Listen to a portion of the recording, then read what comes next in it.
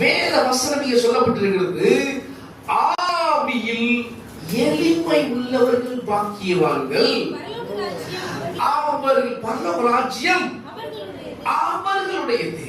எத்தனை பேர் பரலோக ராஜ்யம் உங்களுடையதாக இருக்க வேண்டும் என்று விரும்புகிறீர்கள்?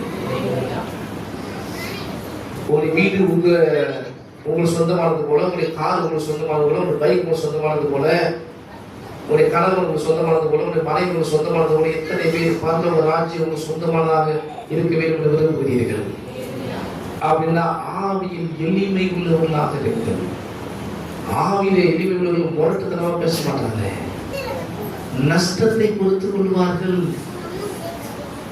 கஷ்டத்தை பொறுத்துக் கொள்வார்கள், நஷ்டத்தை பொறுத்துக் கொள்வார்கள், கஷ்டத்தை பொறுத்துக் கொள்வார்கள். யார்? ஆவியிலே எளிமை உள்ளவர்கள் எவ்வளவு பெரிய கஷ்டத்தை பொறுத்துக் கொள்வார்கள், எவ்வளவு பெரிய நஷ்டத்தை பொறுத்துக் கொள்வார்கள். யாருக்காக? கிறிஸ்துவுக்காக, கிறிஸ்துவுக்காக, கிறிஸ்துவுக்காக. அதற்குதான் உடைய ஆவியை நீங்க ரொம்ப கவனமா பாதுகாத்துக் கொள்ள வேண்டும், பாதுகாத்துக் கொள்ள வேண்டும். ஏதோ ஏனாதாரமாவே வாழ்ந்துட்டு போங்க. மற்ற கிறிஸ்தவர்களை பார்த்தே வாழக்கூடாது, வசனத்தை பார்த்து வாழ வேண்டும்.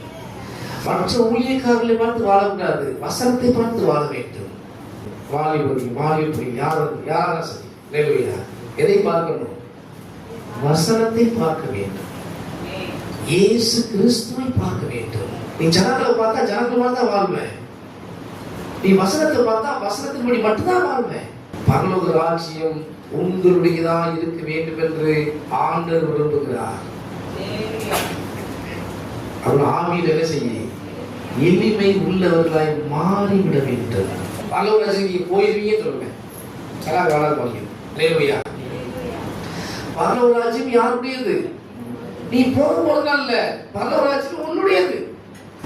எத்தனை பேர் நான் சொல்றது புரியுது? நீ ஆவியில் எளிமையா இருந்தா நீ பரலோக ராஜ்யத்துக்கு போயிடுவப்பா. நல்லா கவனம். அப்படி சொல்லல ஆண்டவர். நீ ஆவியில் எளிமையுள்ளவனாய் இருந்தா பரலோக ராஜ்யமே இயேசு கிறிஸ்துவுக்கு எப்படி சொந்தமோ அது போல உனக்கு சொந்தம், உன்னுடையது, உன்னுடையது, உங்க சொத்து.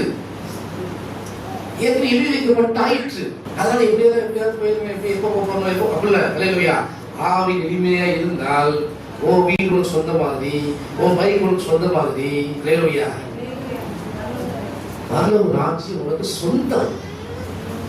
அதற்கு உரியவன், அதற்கு உரியவன் நீ.